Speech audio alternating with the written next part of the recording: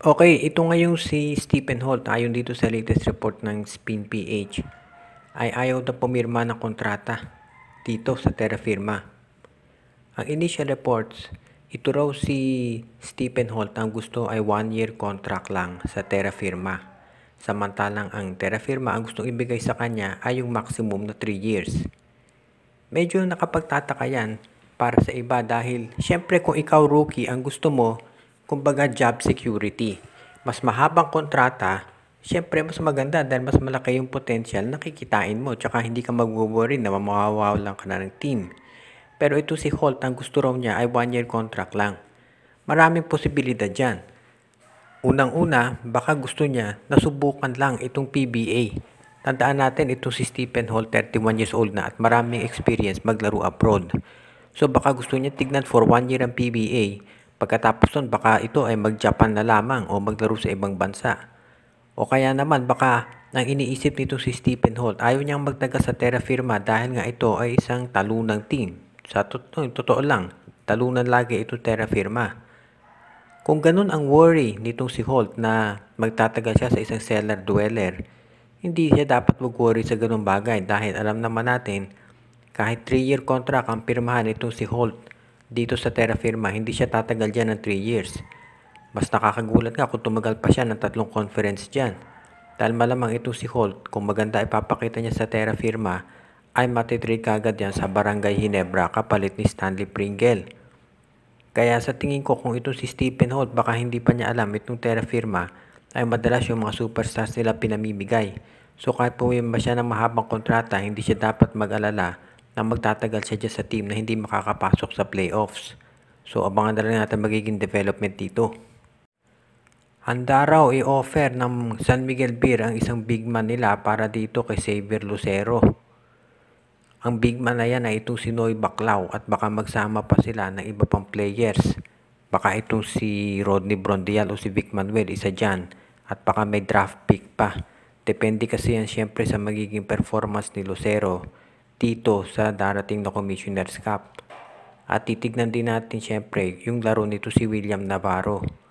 Kasi mukhang ang gagawin daw ngayon ng San Miguel at Ginebra, pinag-uusapan pa nila kung sino ang mapupunta sa aling team. Ang original daw na plano si Navarro sa San Miguel at itong si Lucero naman dito sa Ginebra. Pero depende pa rin daw yan sa magiging performance ng dalawang player at titignan nila kung sino ang mas akma doon sa dalawang koponan.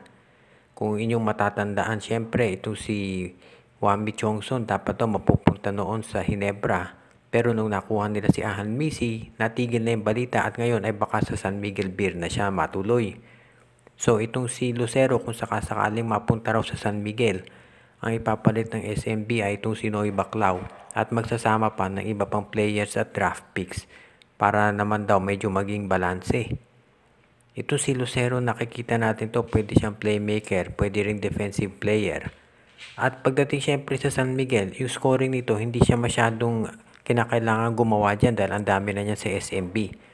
As much as possible, magiging complementary player siya para dito kay George Gallant. At yan ang importante na mag-gel in siya at makapagbalanse dito sa lineup nila. Dahil syempre kung maraming superstars ang SMB, kinakailangan nila ng role player at pwede dyan ito si Xavier Lucero o di kaya ito si William Navarro. So abangan na lang natin kung sino dyan sa dalawang yan ang kukunin ng SMB para doon sa susunod nilang lineup. Dumaan sa butas ng karayom itong Gilas bago nanalo sa Iran kahapon. Lumawang ng 21 ng third quarter, kamuntik nang mag-collapse. Buti na lang na i-shoot ni Justin Brownlee yung huling tira niya. Ngayon, ang kinakailangan mag-prepare tayo doon sa laban kontra China. Bukas yan, 8 PM ng gabi, Philippine time. Sinabi ni Coach Tim Cone na masaya siya na nanalo sila pero tama rin to sinabi ni Coach Tim, hindi dapat nangyari yung ganun. Hindi dapat tayo umasa nung huli dito kay Brownlee at kay Fajardo do sa mga basket nila. Dahil lamang tayo ng 21. Kumbaga dapat inalagaan na natin yung lamang na yun dahil very important dyan sa international game. Nakita natin kung gaano kabilis mag-swing yung momentum. At tandaan natin kapag yan nangyari sa China, lalong ang hirap dahil syempre yung crowd sigurado ang daming manonood doon at sila ang makakalaban mo, yung momentum magke-carry over. So very important tayo kapag lumaban sa China bukas, umpisa pa lamang ay kumbaga lumamang na tayo ng malaki. Huwag natin bigyan ng momentum ang China dahil ang hirap humabol dyan. At syempre, hindi naman sa nagdadahilan tayo. Pero alam na natin syempre na kapag home team, katulad nitong China, yung host country, merong mga ibang tawag na papabor talaga sa kanila. Ganun talaga yun, accepted na. Pero kung tayo ay maganda ang lalaruin kontra dito sa China, hindi magiging issue yun.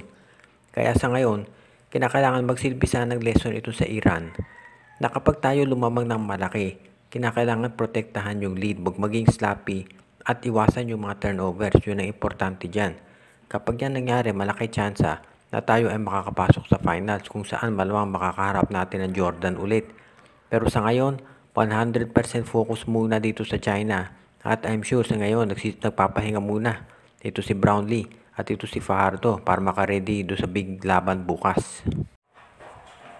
Okay, ang latest report natin mukhang itong si Tyler Teo mukhang mananatili na sa Phoenix. Kung inyong matatandaan noong mga nakaraang buwan, matunog na matunog yung balita na ito ay mapupunta sa Barangay Ginebra.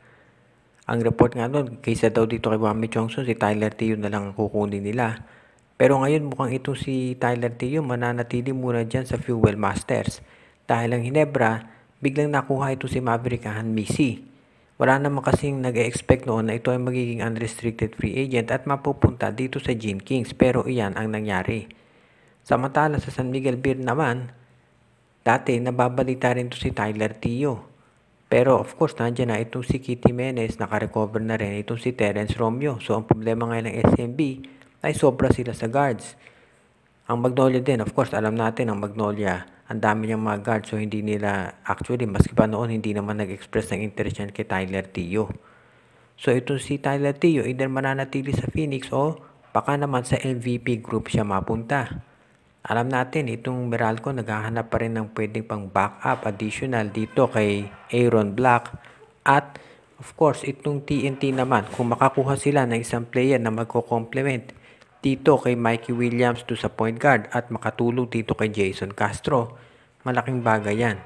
So baka tignan natin, baka ito si Tyler Teo mapunta dyan sa MVP group, TNT o kaya sa Meralco.